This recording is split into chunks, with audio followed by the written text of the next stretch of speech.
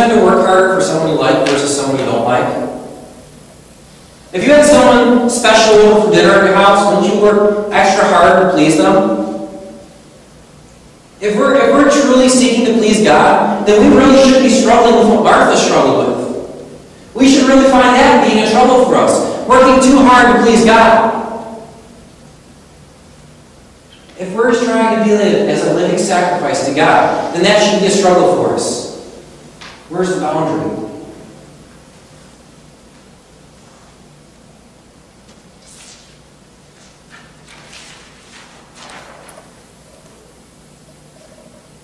We have to hope that even if we've made mistakes, see, sometimes this is the hardest part. We get like, for example, I stopped working for a week. I stopped working so hard for a week. And we get stuck on this idea, well, it's already done now, so I can't fix it. So we don't want to do anything about it. Well, if I start working hard now, they're going to ask, well, why? And then they're going to be like, well, you were just being a hypocrite. I'm going to have to be like, yeah, I was. And so that's not a good enough reason to not do it. We have to turn around and suck it up, be humble and say, you know what? I'm going to work my hardest. I can only hope that God's light would shine through me and make up for my shortcomings and my immature previous actions. Our lives are supposed to be offerings to God of the best kinds.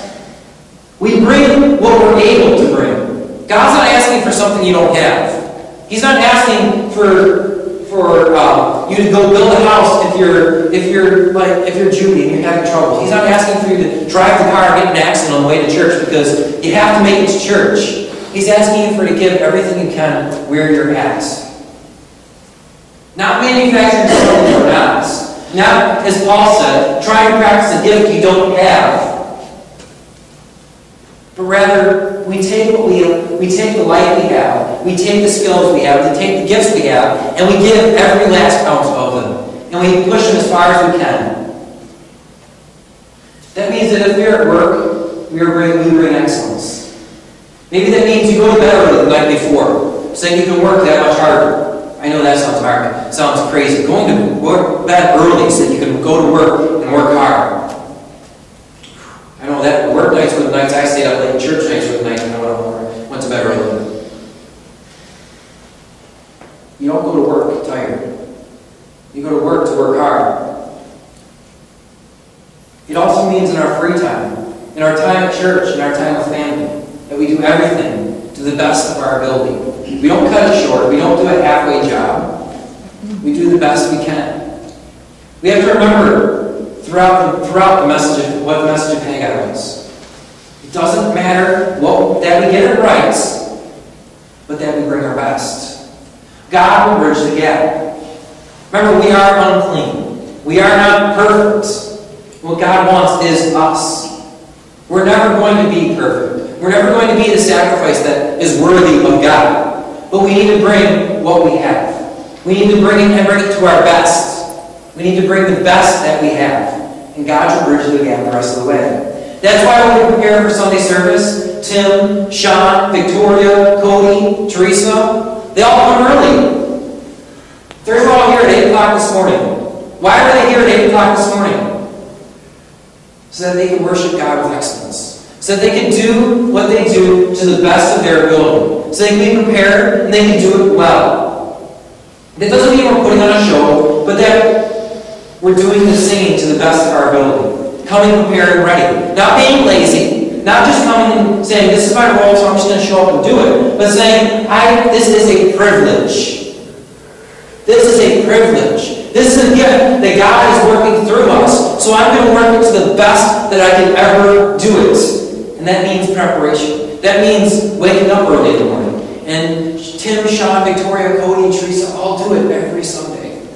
And they do such a great job at it. And they bring their best. And Sarah, yeah, Sarah does it now too, yeah.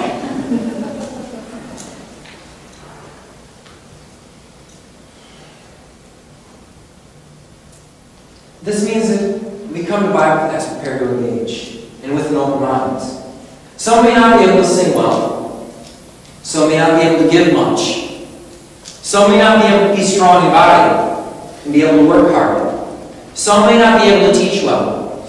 Some may learn slowly. Some may be insecure. Some may be weak. But with every weakness, God has given us a strength. We bring everything we have. And in our weaknesses, we bring our weaknesses. We bring our weaknesses as strong as we can make them. If you can't sing, that doesn't mean you don't sing. That means you sing louder. If you can't work, that doesn't mean you don't work. You come and work as hard as you can. If you're insecure and you feel uncomfortable around strangers, that doesn't mean you don't show up. That means you show up and you push it as far as you can. No matter what we are to accomplish, or what we're able to accomplish or unable to, we bring whatever it might be, no matter how great or small it is, and we bring it as best as we can.